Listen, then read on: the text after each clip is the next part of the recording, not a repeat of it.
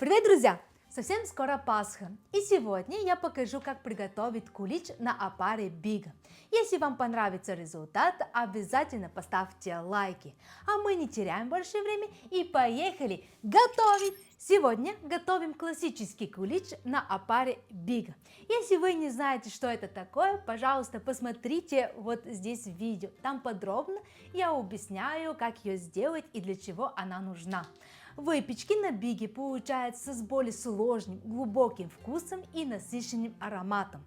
У меня уже есть готовая бига, и для нее я взяла 90 грамм муки и 45 мл воды. Наша бига выглядит вот так, когда она готова. Она увеличилась примерно в 2-2,5 раза. Черная метка на баночке – это ее стартовый уровень, и как вы видите, объем хорошо вырос.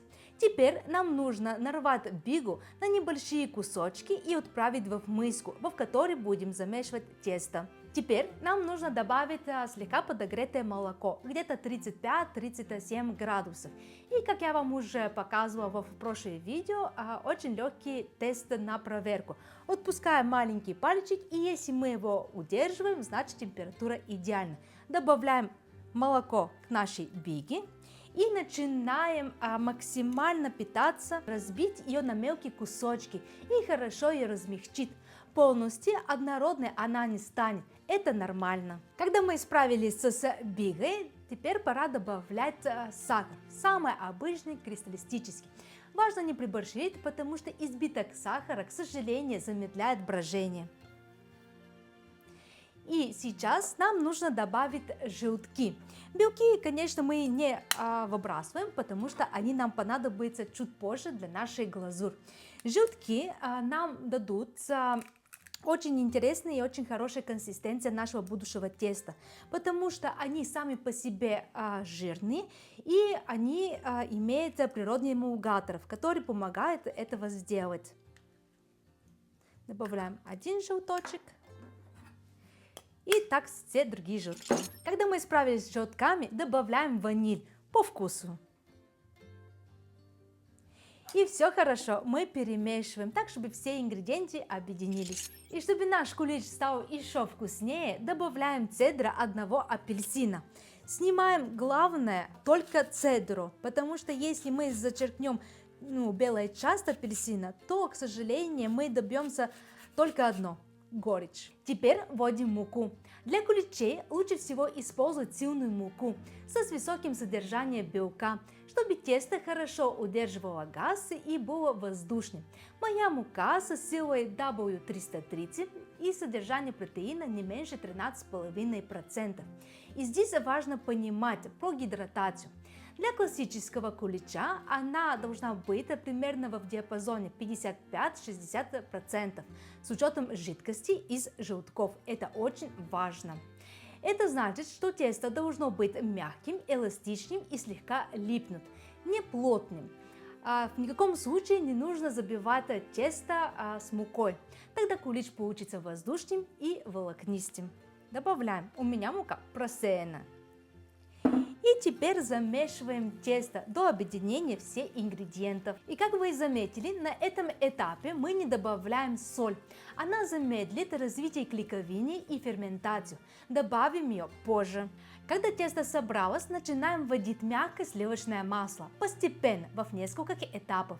Используйте масло жирности 82%. Так кулич получится более вкусным, насыщенным и ароматным. На этом этапе, когда мы собрали тесто, добавим чуть-чуть соли. Наше тесто уже готово. На данном этапе оно очень приставучее и липкое, но это нормально. Пока что нам нужно его оставить на отдыхе где-то на минут 20-30, а после этого мы будем делать складывание. Это насытит наше тесто воздухом, улучшит его структуру, и так мы будем тренировать нашу клейковину. Я вам покажу, как это все сделать. Накрываем наше тесто, это обязательно, чтобы, не дай бог, засохло сверху. А пока оно отдыхает, я вам скажу, что я сделала с изюмом. Как вы заметили, на данном моменте я его не добавляла, мы его будем добавлять чуть позже.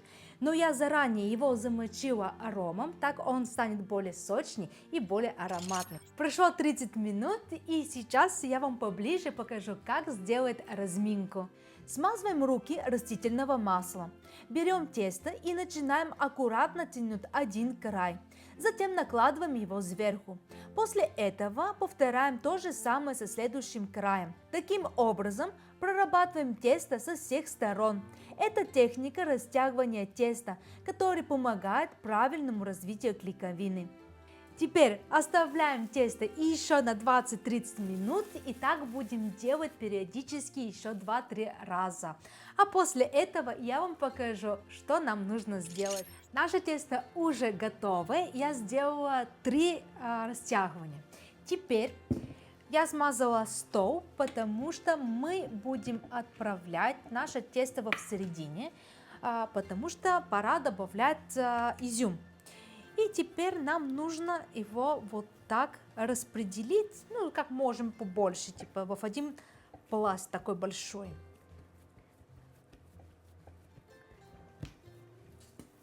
О, хорошее такое тесто, мягкое, эластичненькое.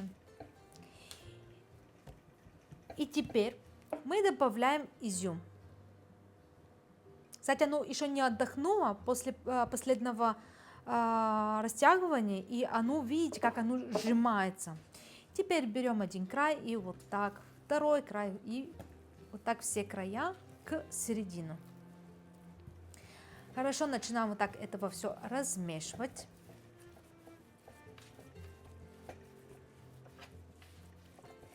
Наша цель сейчас, чтобы тесто забрало в себе изюм. После этого мы его натянем, и мы его отправим уже в подготовленную форму. Я сделала уже французскую рубашку. Это когда я смазываю все стенки сливочного масла и сверху посыпаю мукой.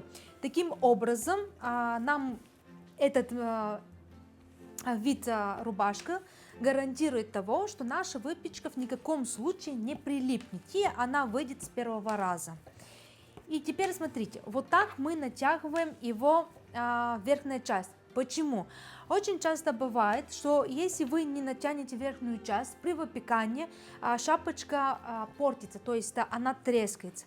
Поэтому нам нужно сделать вот такое хорошее натяжение.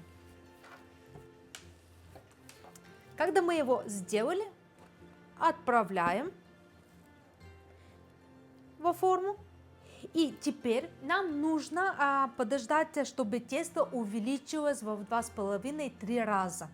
Я его накрою и отправлю в духовке при включенную лампочку. Так оно будет в более теплой средой и быстрее тесто поднимется, потому что у меня в комнате достаточно прохладно.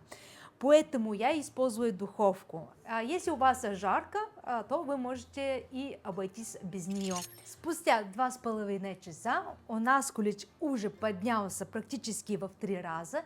И теперь я вам покажу, по каких признаков можно определить, готов ли он к выпеканию или еще ему нужно настояться. Если вы нажимаете на тесто и вмятина быстро возвращается, значит рано печь. А если медленно возвращается, то пора.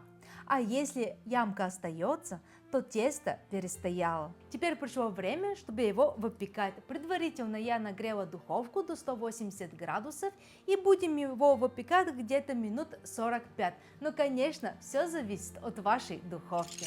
Ребята, наш кулич уже практически готов, и теперь нам осталось сделать глазурь. И сейчас я вам поближе покажу, как это все делается. К белкам добавляем самый обычный белый сахар и щепотку соли. Затем отправляем все на водяную баню. поскольку белки должны нагреться до температуры 60-65 градусов, и если у вас нет термометра, можно выполнить очень простую проверку. Быстро окуните палец в массу и слегка потрите ее между пальцев. Если вы не ощущаете крупинок сахара, значит белки достигли нужную температуру. Далее с помощью миксера начинаем взбивание. Взбиваем до получения массы, не доводя до твердых пиков. Это очень важно, потому что затем мы будем окунать кулич и прокручивать его, чтобы глазурь равномерно покрыла всю поверхность. Готовый кулич сверху посыпаем кондитерской посыпкой разноцветными декоративными элементами.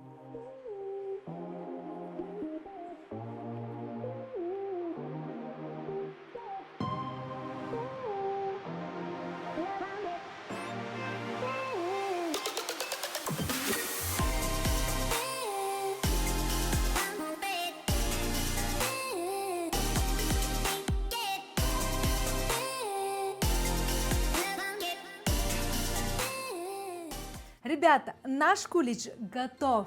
И посмотрите, насколько он мягкий и нежный. И если вы будете пекти в этом году куличи, то я вам рекомендую его сделать. Он очень ароматный и нежный. Если вам понравилось сегодняшнее видео и сегодняшний результат, то обязательно поставьте лайк, подпишитесь на наш канал и до новых вкусных встреч, ребят. Пока!